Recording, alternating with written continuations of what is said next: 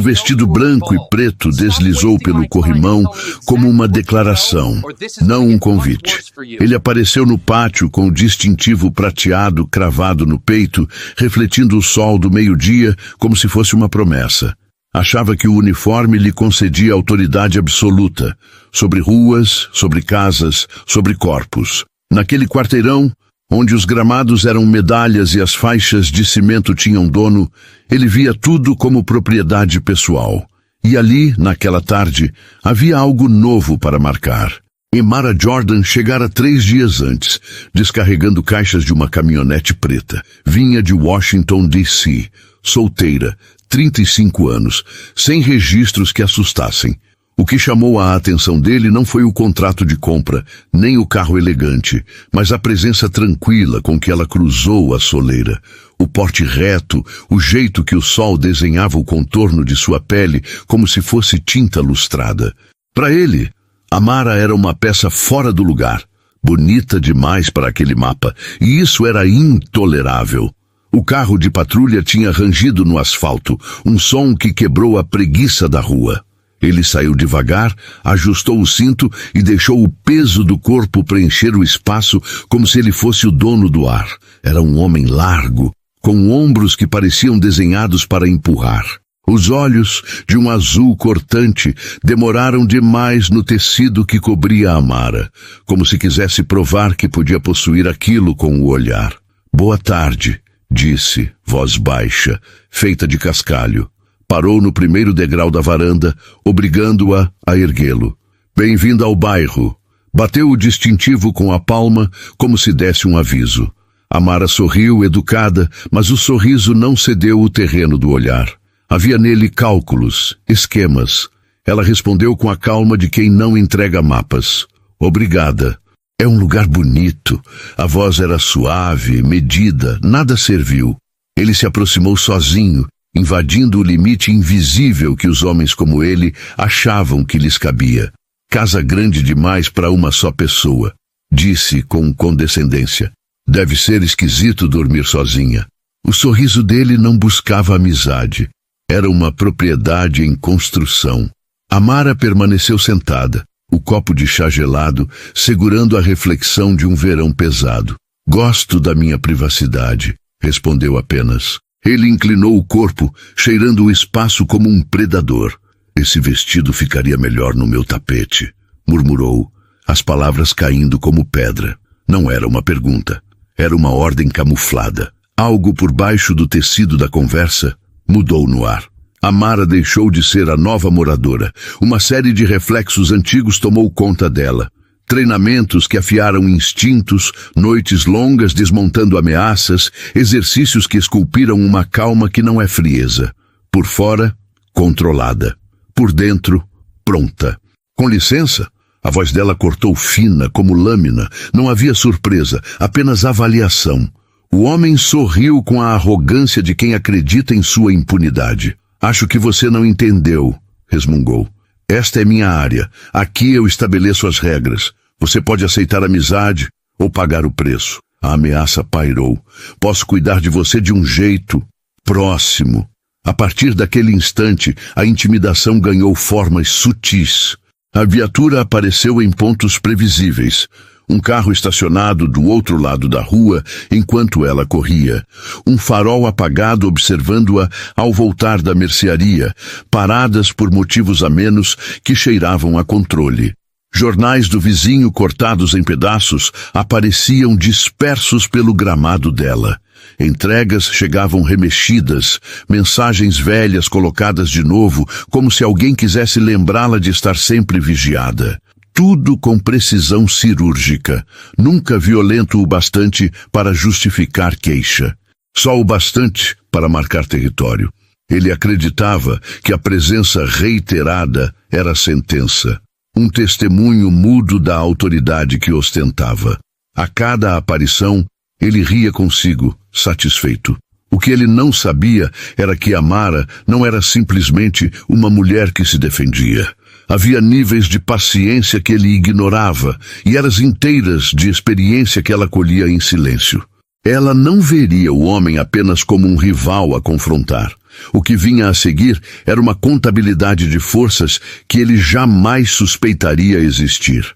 Ele gostava do método, do trabalho lento e meticuloso de corroer alguém até a resistência ceder. Mas Vince Miller estava preso a uma suposição errada. Acreditava estar confrontando uma vizinha comum, alguém que cedo ou tarde se quebraria sob a pressão. Não tinha ideia de quem realmente vivia atrás daquela porta.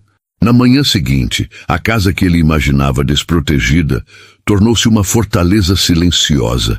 Para Amara, aquilo era rotina. O mundo havia-lhe ensinado a transformar espaço em segurança. Anos em operações em Damasco, Cairo e Bogotá haviam talhado nela um reflexo quase automático. Se você domina o ambiente, reduz as oportunidades do outro. Ela vasculhou cada centímetro da cozinha com olhos de quem busca falhas elétricas. Gesto preciso, metódico, sem alarde. Encontrou o intruso, um transmissor tosco, enfiado com pressa sob a borda da ilha central. Alguém havia entrado ali, invadido a intimidade do lugar. A ira que subiu era gelada, cirúrgica. Ela não arrancou o aparelho, não ainda. Transformou-o em arma. Com passos calculados, Amara passou a interpretar o papel que Miller queria. A vítima assustada. Fez ligações roteirizadas para uma amiga inexistente com voz trêmula, plantas de medo cuidadosamente plantadas. Alimentou o ego do perseguidor enquanto arquitetava, no porão iluminado por telas, sua própria rede de contra-informação. Não havia improviso, havia engenharia. Usando retransmissores por satélite e criptografia robusta, algo bem além das capacidades daquele departamento local, ela ergueu um centro de comando subterrâneo. Microcâmeras menores que pregos foram colocadas em pontos cegos. Microfones disfarçados em aspersores captavam conversas de rua. Entrou nos servidores municipais como sombra, teclas pulsando com familiaridade, firewalls burlados com facilidade por dedos que já haviam navegado sistemas hostis. Clonou o celular do policial, extraiu dados do laptop da viatura, pegou rotinas, hábitos, vulnerabilidades, tudo virado contra quem achava estar vigiando. O homem que se julgava onipotente vivia agora sob vidro invisível. Amara mapeou cada hábito de Vince. O restaurante que preferia, a rotina de turnos, até depósitos estranhos em suas contas que não batiam com o salário. Gravou as piadas racistas, os relatos de outras mulheres que ele havia incomodado. Percebeu com clareza que Miller não era apenas um louco por poder. Era um elo numa rede de permissões e encobrimentos. Numa tarde, enquanto ele regava as rosas do vizinho ou apenas vigiava da sombra do banco do carro, a sorte dele se manifestou num toque. O rádio crepitou e a voz do sargento surgiu nítida no arvoro, captada por um dos microfones que Amara havia posicionado. "Ei, Vince, o chefe quer te ver", dizia uma voz. Miller riu, confiante. A resposta do sargento foi um aceno sem preocupação. "Deve ser só a velha reclamação da novata", troçou. O riso dele foi seco e convicto. Amara ouviu tudo como quem lê a sentença de um juiz que não se dá conta. Ela sabia o que aquela chamada significava. O jogo estava armado para proteger os próprios. O sistema não fora fabricado para salvá-la. Fora desenhado para blindar homens como Vince.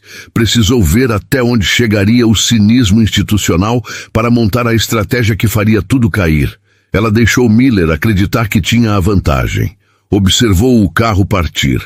Observou o peito do homem inflar de autoconfiança e sorriu com a mesma paciência que um caçador esconde antes de fechar a armadilha. Era hora de escalonar o problema até o alto comando. A delegacia era um edifício de tijolos, com cheiro de café velho e limpador industrial. Uma construção feita para amedrontar. Amara atravessou as portas de vidro com passos firmes.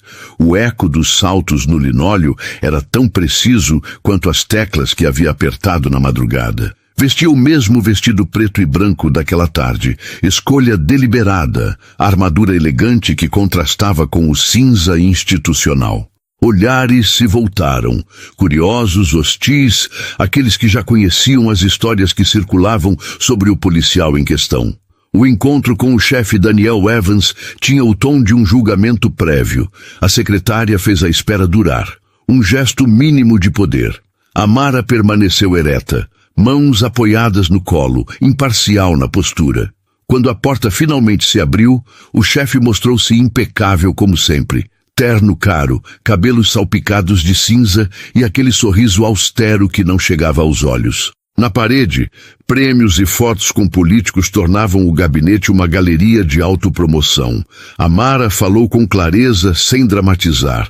Expôs a sequência, a aproximação inicial, a ameaça velada, as patrulhas constantes, as interrupções de rotina, a prova do aparelho na cozinha. Evans ouviu, fez a figura do preocupado. Depois veio a condescendência. Vince é um policial exemplar, disse, a voz passando de afável a firme. Às vezes há mal-entendidos. Não queremos atrair atenção desnecessária para a nossa comunidade. Amara não buscava piedade, buscava ação. Você está dizendo que devo aceitar ser intimidada? Perguntou, a pergunta tão afiada quanto um recado. O clima mudou. O chefe virou o defensor do território, do departamento como instituição inviolável.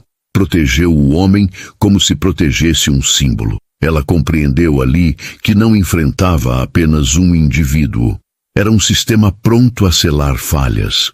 E enquanto saía, com a mesma compostura de quem entrou, um pensamento fixou-se. Não recuar era apenas o começo. O choque que viria não seria apenas pessoal. Seria uma contabilidade, lenta, implacável, feita para mostrar o preço de quem supõe estar acima da lei. O ChatGPT disse. A plateia havia se dispersado.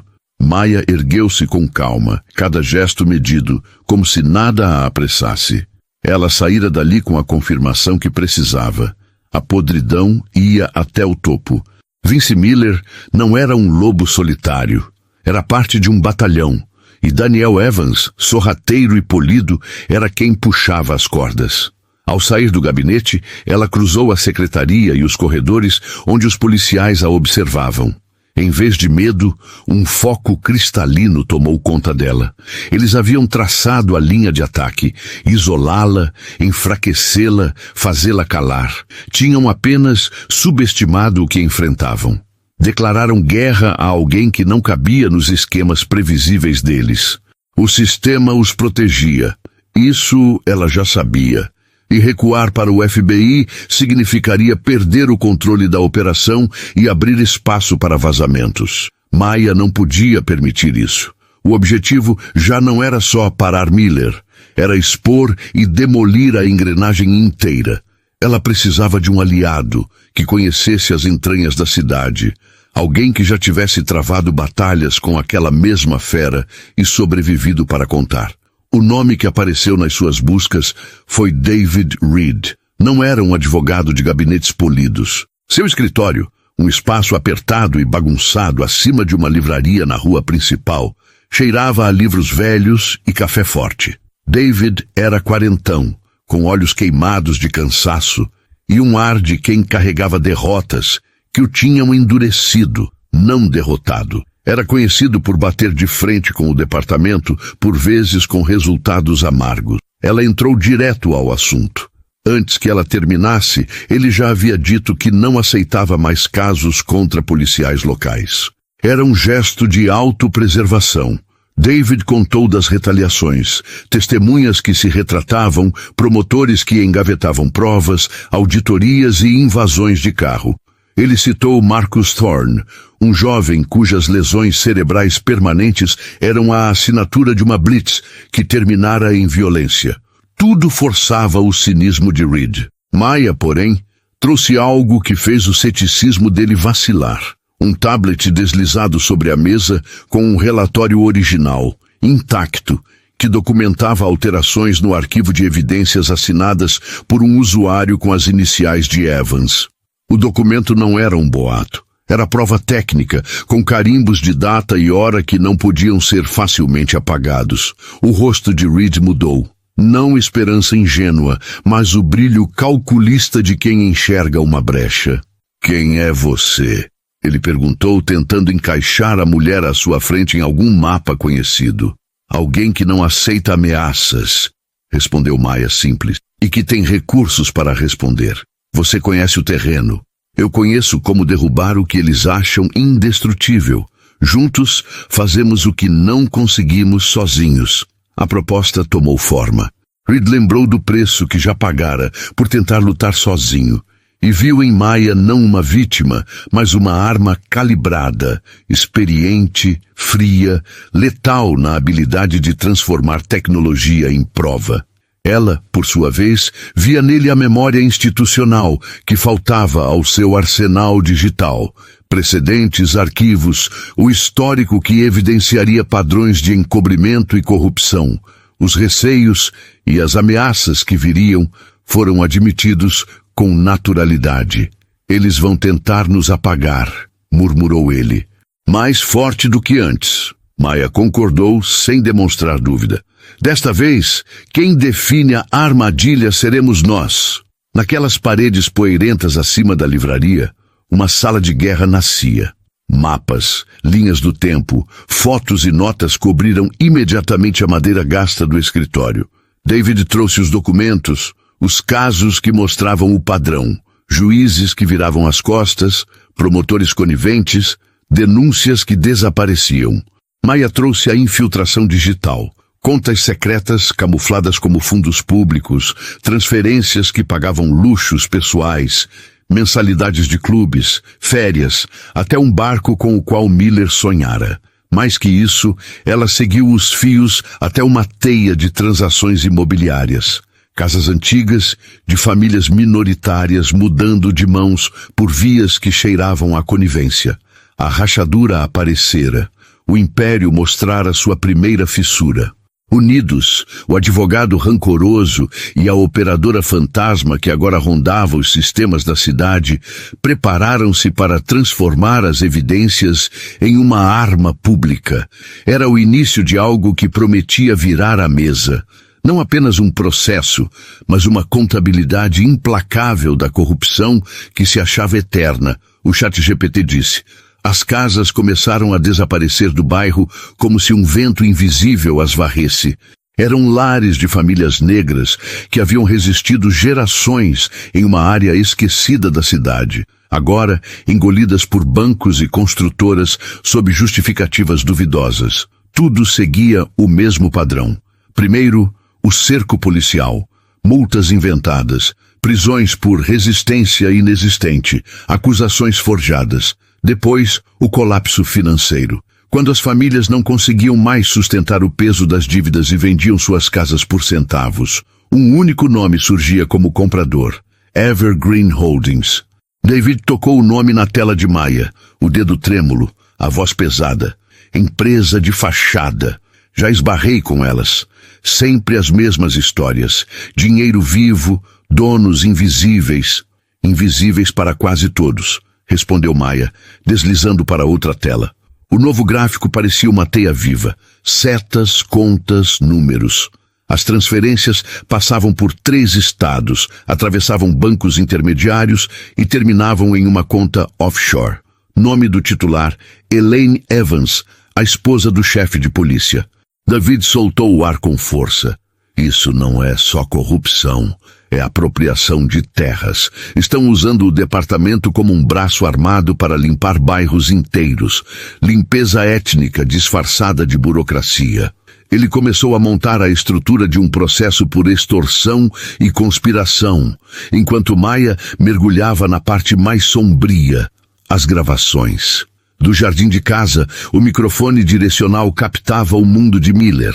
O carro de patrulha era o escritório móvel da sua crueldade. Ele ria, falava demais. Gabava-se de extorquir comerciantes, de dar um susto em quem reclamava. Mas numa das noites, Maia ouviu algo que gelou o sangue. Miller, voz rouca, ao telefone. O garoto Henderson anda falando demais. Disse que não vai deixar a avó perder a casa. Talvez eu ache algo no carro dele. Um presentinho. Uns anos atrás, das grades, devem acalmar a velha. Maia apertou o fone. O coração por um instante parou. Não era apenas corrupção, era crueldade premeditada. O plano era destruir um jovem para tomar a casa da avó dele. Ela salvou o áudio, os olhos fixos na tela, punhos cerrados. Aquela fita era a peça que faltava. A voz do monstro, nua, inegável. Agora eles tinham tudo: dinheiro, provas, conexões e uma confissão indireta. Mas ela sabia que feras acuadas atacam, e Evans era o tipo que preferia incendiar o campo do que perdê-lo. Maia criou cópias criptografadas, espalhou os arquivos em servidores seguros. Aquilo era sua apólice de vida. Mesmo assim, a retaliação não demorou. Tudo começou de forma sutil. Um carro de patrulha diferente começou a fazer voltas lentas na rua onde David morava. Depois vieram os comentários anônimos, posts nojentos nas redes do escritório, acusações falsas, avaliações negativas de perfis criados há poucas horas. Era o manual da destruição. Desacreditar antes de atacar. Logo, o cerco digital apertou. Maia percebeu que o telefone de David estava sendo espelhado. E-mails redirecionados, localização monitorada. Eles sabem que estamos cavando, disse ela em uma cafeteria lotada, o barulho da máquina de café abafando a conversa. Deixe-os saber, respondeu ele desafiador. Estamos quase prontos. Mas Evans foi mais rápido e brutal. Numa noite, voltando do trabalho, David viu as luzes azuis refletirem no retrovisor. 2 viaturas. Não era Miller, mas 2 dos seus cães de guarda. Alegaram direção perigosa. O teste de sobriedade foi uma encenação. O bafômetro negado virou pretexto para o ataque. Ele foi algemado com força suficiente para sangrar. Um pequeno saco de pó branco apareceu milagrosamente no bolso do casaco. No dia seguinte, manchetes. Advogado local preso por embriaguez e posse de drogas. A foto dele, algemado, exausto, estampava todas as telas. Evans, com seu rosto de falsa decepção, deu uma coletiva. É um dia triste quando alguém em posição de liderança cai tão baixo. Ninguém está acima da lei. Em menos de 24 horas, David Reed foi destruído. Licença suspensa, clientes fugindo, despejado do escritório. O homem que passara a vida defendendo inocentes agora era tratado como um criminoso. Quando Maia o encontrou, ele empacotava os livros em silêncio. Eles não me prenderam, Maia, me apagaram, disse a voz rouca, vazia. Tiraram tudo. Ela o fitou, firme. Isso não é sobre você, David, é sobre mim. Querem me isolar, querem me assustar. Estão prestes a descobrir que cometeram o erro mais caro da vida deles. Ela pousou a mão no ombro dele e seu olhar se tornou puro aço. Você era a arma legal. Eles a quebraram. Agora usamos a minha. O que antes era uma operação meticulosa virou guerra pessoal. Evans e Miller haviam passado do limite. Não bastava derrubá-los. Ela queria arrancar cada pedra da fortaleza que construíram. E quando o sistema tentou silenciá-la, Maia se tornou o eco mais perigoso da cidade. Maia não precisava mais de ordens, nem de relatórios. Estava além de protocolos. O tempo da investigação havia terminado. Agora era o tempo da caçada. Sabia que a única maneira de derrubar predadores como Miller era atraí-los para a própria armadilha. E ele, movido por ego, racismo e desejo doentio, cairia sem perceber. Miller não era um homem complexo. Era previsível. Um pavio curto com um uniforme. Queria poder, controle e a glória patética de subjugar a mulher que o desafiara. Para ele, Maia era um troféu, a mulher negra que ousou existir com dignidade em um bairro que ele considerava seu. Para Maia, ele era só o próximo cadáver moral a ser exposto. Ela começou a montar o teatro, parou de correr de manhã, fechou as cortinas, fingiu medo. Deixou a voz quebrar ao telefone, encenando conversas com amigas inexistentes. Talvez ele tenha razão. Talvez eu devesse parar de lutar, dizia, soluçando alto o suficiente para o microfone escondido captar. Sabia que ele estava ouvindo, que estacionava perto da casa dela todas as noites, farejando sua suposta fraqueza como um abutre sobre um corpo ainda quente. Uma semana depois, Maya fez a última ligação. Eu preciso falar com o oficial Miller. É pessoal. Ele chegou logo após o pôr do sol, sem farda, sem insígnia, apenas o cheiro de uísque e arrogância. A caminhonete cromada estacionou diante da casa dela como um tótem de poder barato. Ela o recebeu na porta, vestida com um simples vestido preto. O rosto pálido, o olhar abatido, a postura curvada, a imagem perfeita da rendição. Entre, por favor. Não quero que os vizinhos vejam, sussurrou. Ele sorriu, convencido de que havia vencido. Sabia que você acabaria cedendo, disse, entrando como quem invade território. O que ele não sabia era que a casa inteira havia sido transformada em um campo minado digital. Microcâmeras escondidas em molduras, sensores de fumaça e luminárias, microfones embutidos nas paredes. Cada suspiro seria transmitido em tempo real para servidores criptografados e duplicado em nuvem segura. Maya o conduziu à sala de estar. O ambiente tinha uma luz morna, aconchegante, projetada para desarmar o predador. Sobre a mesa, 2 taças e uma garrafa de uísque caro. A cena de uma falsa rendição. Eu só quero que tudo isso acabe, disse ela com voz trêmula. Claro que quer. Miller riu, servindo-se de um copo generoso. Eu disse que era mais fácil quando você colabora. Esta é a minha cidade, Maya. Eu mando aqui. Ele achava que era o rei em seu trono. Na verdade, estava dentro da jaula. Ela o observava falar, cada palavra registrada com nitidez cruel. Eu errei ao enfrentar você, disse, alimentando o ego dele. Sim, errou. Ele sorriu. Mas não se preocupe, eu sei lidar com gente como você. A palavra gente saiu carregada de veneno. Aquela era a brecha que ela precisava. E o meu advogado? Perguntou suavemente. David Reed, ele merecia aquilo? Miller relaxou no sofá, afundando-se no prazer de confessar. Reed? Ah, aquele idiota se achava esperto. O chefe Evans só precisava de um pretexto. Um saco de cocaína, um flagrante bem colocado e pronto. Lições precisam ser ensinadas. Maya manteve o rosto imóvel, mas o coração pulsava em raiva contida.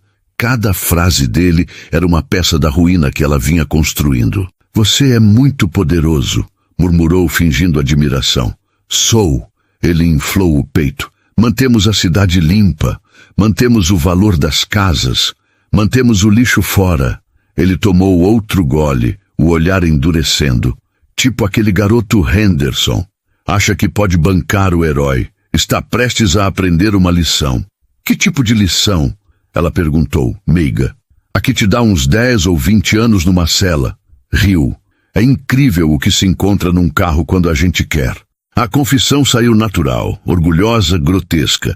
Tudo gravado. 4K. Áudio limpo. Maya se inclinou um pouco. Mas ninguém nunca revida?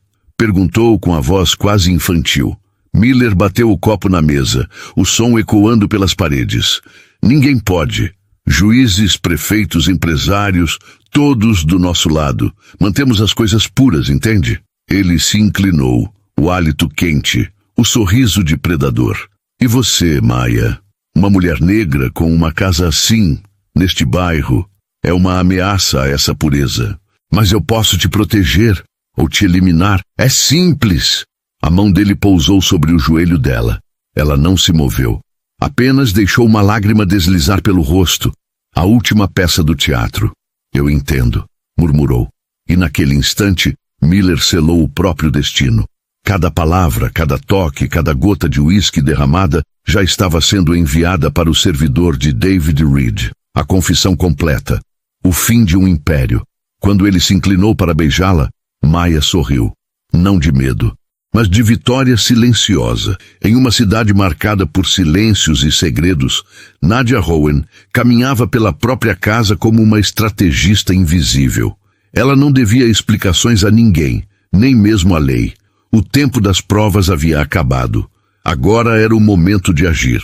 Seu alvo, Ethan Cole, um homem movido por 3 forças primitivas: preconceito, ambição e desejo de poder. Para ele, Nadia era o troféu impossível, a mulher negra que ousou ter voz onde só o silêncio era aceito. E ele pagaria caro por essa obsessão. Ela começou o jogo invertendo o tabuleiro. Passou a viver o papel da mulher quebrada, a que desistiu. Parou de correr, apagou as luzes da casa, deixou as cortinas fechadas e a esperança à mostra. Pelas câmeras ocultas, ela sabia. Ethan a observava. Sua viatura estacionava perto quase todas as noites. O predador farejava o cheiro do medo, sem perceber que era o medo que o guiava direto para a armadilha. Uma semana depois, Nadia ligou para a central policial. Preciso falar com o oficial Cole. É pessoal, ele apareceu naquela noite. Deixou o distintivo em casa e trouxe o ego. Chegou em sua caminhonete cromada, carregando o olhar de quem acreditava estar vencendo uma guerra. Nadia abriu a porta com um vestido preto simples, olhos cansados e voz trêmula. Entre. Não quero que os vizinhos vejam. Ethan entrou como quem pisa em território conquistado. O cheiro do uísque e da arrogância preenchia o ar. Eu te avisei, disse ele. Ninguém desafia um homem como eu. Mas a casa era uma armadilha. Microcâmeras escondidas em cada cômodo transmitiam tudo. Voz, expressão, respiração. Cada palavra dele era uma confissão, cada gesto um crime. Ela o alimentou com o que ele mais amava, a sensação de poder. Você é forte, Ethan. Eu nunca devia ter te enfrentado. Ele sorriu, relaxado, tomando outro gole. Eu mantenho esta cidade limpa, Nadia. Gente como você devia agradecer por eu deixar morar aqui. As frases saíam como veneno e ela as gravava todas. Quando ele confessou ter incriminado inocentes, ela soube. Era o fim. Então pediu calmamente: posso tomar um último drink? Meus nervos estão à flor da pele. Ela se levantou, pegou o celular e com 3 toques rápidos enviou tudo, vídeo, áudio, localização, diretamente para o FBI, para o Departamento de Justiça e para 3 redações nacionais. O som das sirenes chegou antes do segundo gole dele. Luzes vermelhas e azuis invadiram a rua. SUV pretos cercaram a casa. Ethan cambaleou até a janela. Que diabos é isso? Nadia se virou e o medo desapareceu do rosto. Isso se chama responsabilidade. A porta caiu com um estrondo. Agentes invadiram o local, gritos de comando ecoando pelas paredes. Ethan foi arrastado para fora, algemado, o copo de uísque ainda na mão. Em poucas horas, toda a rede de corrupção veio abaixo. Chefes de polícia, juízes, empresários, todos expostos. O país assistia chocado às gravações de Ethan em todos os canais. A arrogância dele se tornara símbolo de tudo que precisava mudar. No dia seguinte, Daniel Reed, o advogado que haviam destruído, foi absolvido. Emocionado, criou um fundo para ajudar outras vítimas da injustiça. Enquanto a cidade se reconstruía, Nadia assistia em silêncio da varanda. A mulher ferida havia desaparecido. No lugar, restava a guerreira que transformou o medo em arma e o ódio em prova. Ela não buscava medalhas nem manchetes, buscava algo maior. O som da verdade ecoando onde antes havia silêncio. E quando o sol nasceu, pela primeira vez em anos, a cidade parecia respirar. Não era o silêncio do medo, era o murmúrio de um recomeço.